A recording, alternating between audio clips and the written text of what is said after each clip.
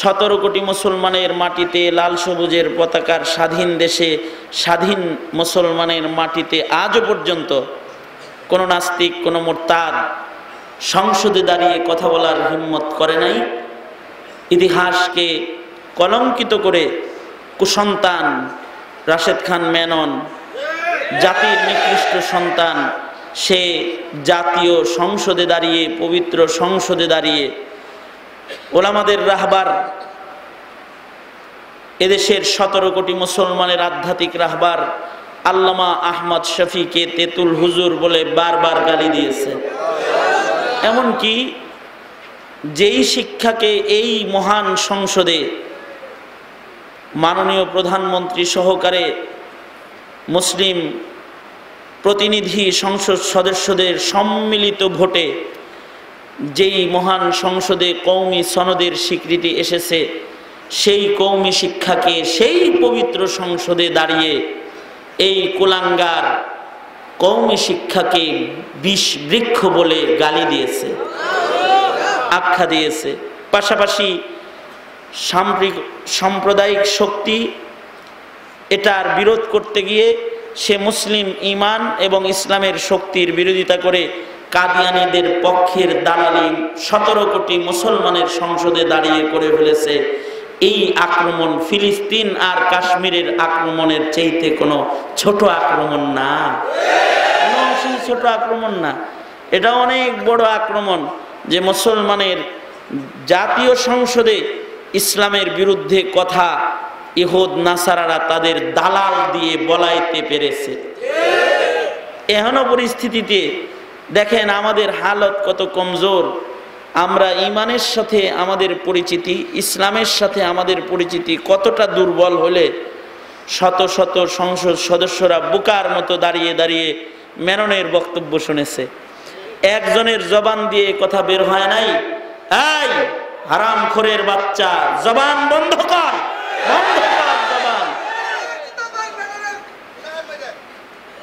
বন্ধ কর জবান। বিজাতির টাকা খেয়ে আজ জাতির সংসদে দাঁড়িয়ে মুসলমানের ইসলাম আর মুসলমানিত্বের উপরে হুমকির কথা তুই বলিস, বন্ধ কর। এমন একটি ঈমানি আওয়াজ মহান সংসদে দাঁড়িয়ে কোনো মায়ের মুমিন সন্তানরা দিতে পারে নাই, দিতে পারে নাই। চেয়ে চেয়ে দেখলাম, আমার করার কিছু ছিল না, এরকম হালত হলো।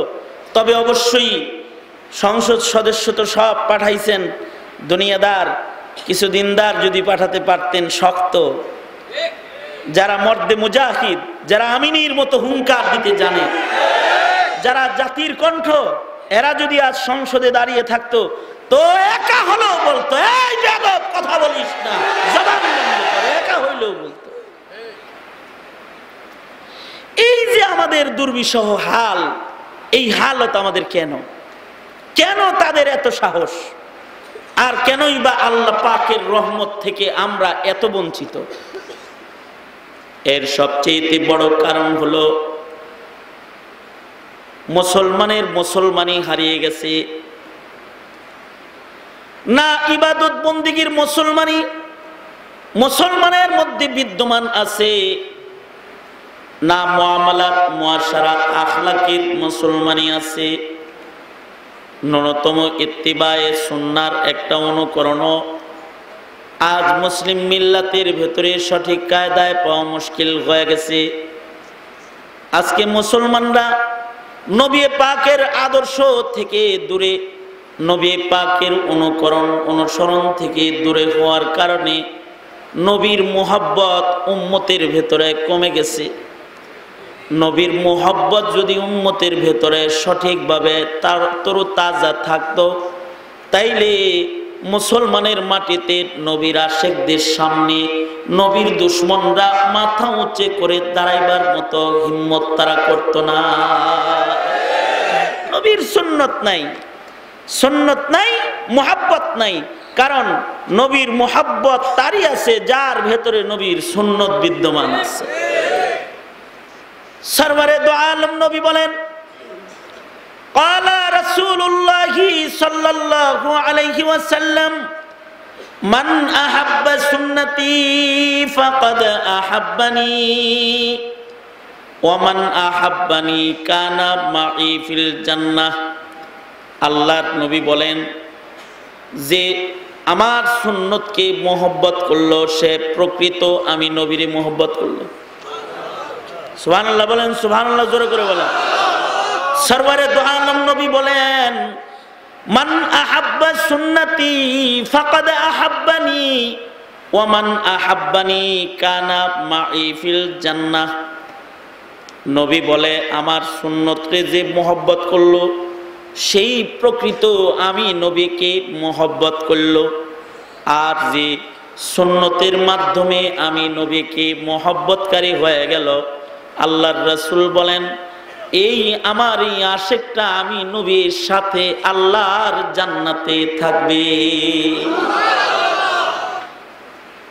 এই যে একটা তালিম যে নবীর সুন্নত মানলে নবীর লগে জান্নাতে থাকা যাবে, মুসলমান জানেই না। মুসলমান এখন এই আগ্রহ পোষণ করে না যে আমার নবীর সাথে আমার জান্নাতে থাকা দরকার। নেতার সাথে একটা ফটো তোলার আগ্রহ আছে, নেতার সাথে একটু ঘনিষ্ঠতার আগ্রহ আছে, কারণ নেতারে চিনছে, দলকে চিনছে, কিন্তু রাসূলকে চিনেও নাই, দিন চিনেও নাই, নবীকেও চিনে নাই, নবীর কাছে যাওয়ার আগ্রহ নাই। অথচ নবীর মোহাব্বত মুমিনের হৃদয়ে ফরজ, নবীর মোহাব্বত প্রকাশ করা ফরজ, নবীর মোহাব্বত প্রকাশ করা ফরজ। উম্মত নবীকে মোহাব্বত করে এটা আল্লাহকে দেখাবে, এটা ফরজ। আল্লাহ আমি আপনার বন্ধুরে মোহাব্বত করি, এটা দেখাবে। যে যত সুন্নতের মাধ্যমে মোহাব্বত দেখাবে তো আল্লাহ তার জন্য মোহাব্বত দেখাবে, এটা আল্লাহর ওয়াদা।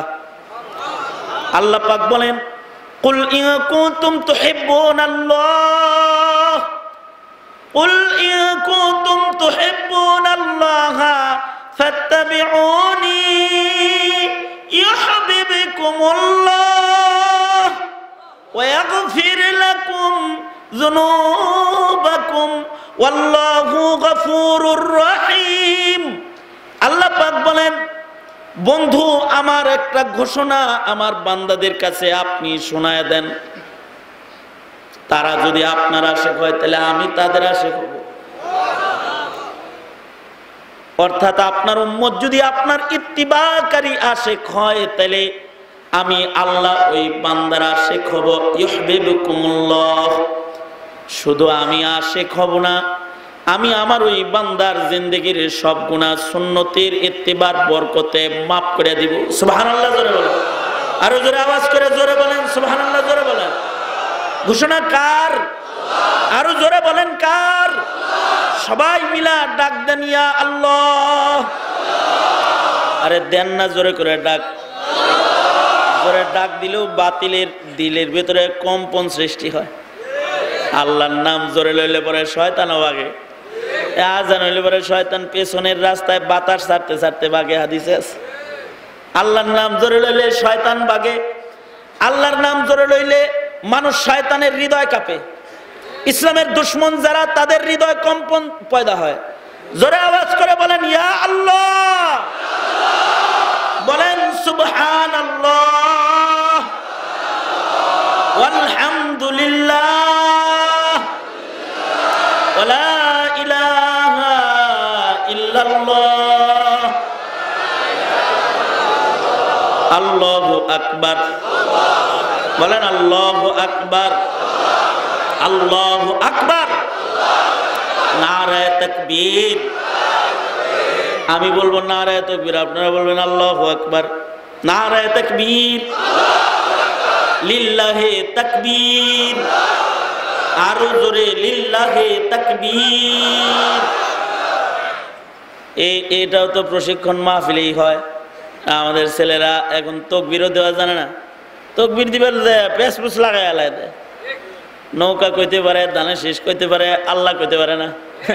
কপাল পুরার খাতায় নাম। নৌকার স্লোগান দিতে পারে, তখন মুখে বাজে না, আল্লাহু আকবার কই দিল, বাইজা পড়ে। মেয়ে বাজে কারণ কি? কারণ অভ্যাস নাই। একটু যে আল্লাহর নামের তকবীরের একটু মস্ক করব। শীতকালীন মহড়া আছে না, সেনাবাহিনীরা শীতকালে মহড়া দেয় যেন যুদ্ধ করা ভুলে না যায়। মুমিন মাহফিলে আওয়াজ দেয় যেন আওয়াজ ময়দানে যায় দেওয়া ভুলে না যায়। ঠিক কিনা? জোরে আওয়াজ করে বলেন, তাকবীর দেন, নারায়ে তাকবীর, লিল্লাহি তাকবীর। ইসলামের শত্রুরা কাফির, কাফির, কাদিয়ানীরা কাফির, কাফির, কাফির, কাদিয়ানীরা কাফের। জোরে বলেন, কাদিয়ানীরা কাফির। কোন কোন? কাফের, কাফের। আমি বলবো কাফির, কাফির, আপনারা বলবেন কাদিয়ানীরা কাফির, কাফির। কাদিয়ানীদেরও মুসলিম করতে হবে।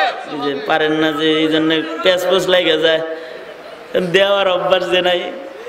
বলেন বলেন, কাদিয়ানীদের অমুসলিম ঘোষণা করো, করতে হবে। জোরে বলেন, ঘোষণা করো, করতে হবে। কাদিয়ানীদের অমুসলিম। কাফের, কাফের। কাদিয়ানীরা কাফের। লাভ কি? এই যে বললাম লাভ কি? লাভ হলো ছোট ছোট বাচ্চারা এসে ওদের দিলে ঢুকে গেল কাদিয়ানীরা কাফের। ঠিক। কাদিয়ানীদের কোন দালাল যদি ও করে দাওয়াত দেয়, তখন ওরা গলাটা চেপে ধরে বলবে, শয়তান, কাফেরের দাওয়াত লয়েছিস। কথা বলেন ঠিক না? ঠিক বলেন, কাফের, কাফের, কাফের, কাফের। মহিলারা শুনতেছে তো, এদের ইমান তাজা হইতেছে। কাফের, কাফের। কাদিয়ানীদের মুসলিম, ঘোষণা করো, করতে হবে। কাদিয়ানীদের মুসলিম।